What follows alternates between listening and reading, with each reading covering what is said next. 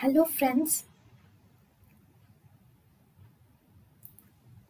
welcome to Creative Medicine.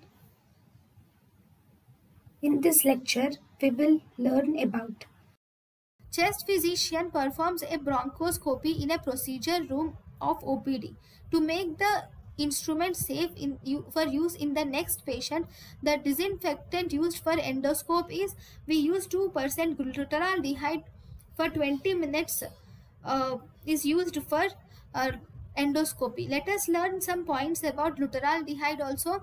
Glutaraldehyde is a bactericidal, tuberculosidal, sporicidal, virucidal and fungicidal. So it even kills spores. That is the reason why we use it for sterilization in endoscopies.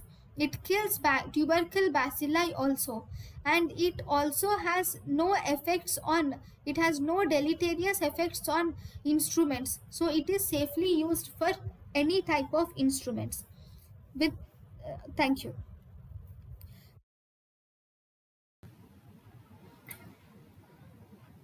thank you and thank you for watching.